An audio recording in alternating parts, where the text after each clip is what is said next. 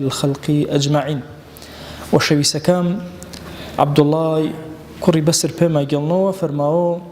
أعرابي وأما خزمته بيغمبري صلى الله عليه وسلم برسيارش كرد يا رسول الله من خير الناس كي جگر كسي خاسترا فرماواج من طال عمره وحسن عمله كسي وك عمرش دريج بو كردوي خاص جيب جيكرو هر يوجا إما برو مانغو رمضان مبارك من أشم فرق أقام تشاع عمري بو خواي قوري فنا عطا كردين بس ابن القيم رضا ورحمة خواج ونبو فرماو من لم يورثه التعمير وطول البقاء لإصلاح معائبه وتدارك ما فاته واغتنام بقية أنفاسه فلا خير له في حياته. فرماو ابن القيم هركسي عمري دريجش من يشو سرو زمينيو كارش ما نكرو عيبك ويش ريكي وزو هرچيش دسنشيان جيبجش كرو فرصتك جيانيش ريكو بيكي كرو نفسك أخير حياتيش ريكي وزو فرماو هيش خير وني أن جيانيش رأسي روي زياتر جيوي رحمة زياتر ويني فرمايشتي وانا بيغمبر صلى الله عليه وآله وسلم فرماو عمري دريجل جدويتي وانا إسفادج وانا كري يا خير زيال كري يا عذر ماريو بي خواي خوا عفو كرو خواهي قولي كعمرش دريجي كردن بقاش دين مبنى إن شاء الله يامد لي رمضاني فرز ضرورة هر يوجا إيما رمضان آقاش چنبو كاتكاش وقتكاش چني سرفي كرو چني دينداري كرو خاصترين روكا سرو زميني چمرواني إيما كرا دي إيما چني مامالا كرمي چني طاعة عبداتي زنش كرميوه آيون مچا كساك مانقو رمضاني تماميا بمعنى وكلمة بينمي بكسي وتر تازه بينمي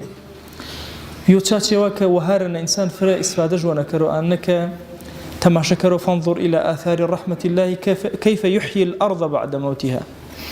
شني خواهي قول زين نبيه وجاري وتر زمين يشكرد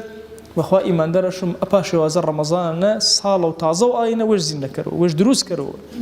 جاري وتر دروس بو فرا مهمة إنسان مسلمان تاو رمضان كنترول كاتكا وش كرده بوش جاتو غير رمضان نتاوي والكنترول كي رمضان نتاوي إيمان دار إتركي تصور كرا عزيزي كان ماهن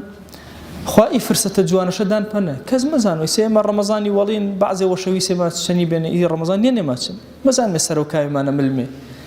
خوائي قول إيه نعمة جوانا شدان بنا كم ترخمي كرو نماشن تراويحشن كم ترخمي كرو روتيشن تو إيمان دار إن فرصته خوايا يسبنا ما واشا هريو جائمة واشا أجر در رقم ديونا ويز رقم ديونا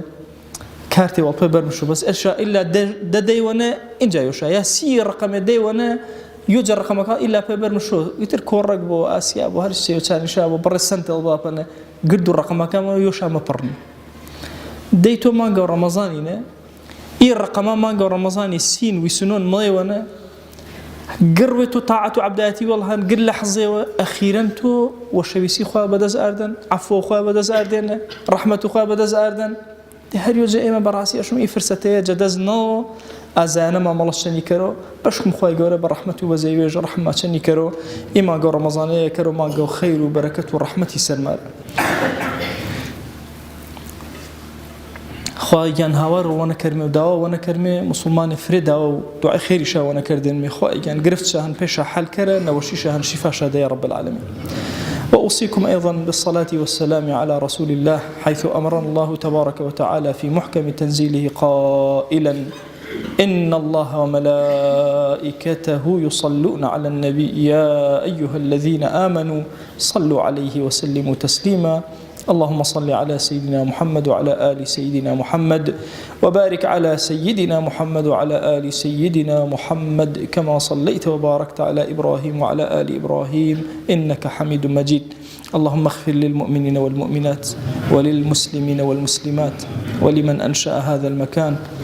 اللهم أعز الإسلام والمسلمين وأهلك الكفرة والملحدين اللهم انصر من نصر الدين واخذل يا رب من خذل الإسلام والمسلمين اللهم آت نفوسنا تقواها فزكها أنت خير من زكاها أنت وليها ومولاها آمين آمين والحمد لله رب العالمين أقم الصلاة يرحمك الله.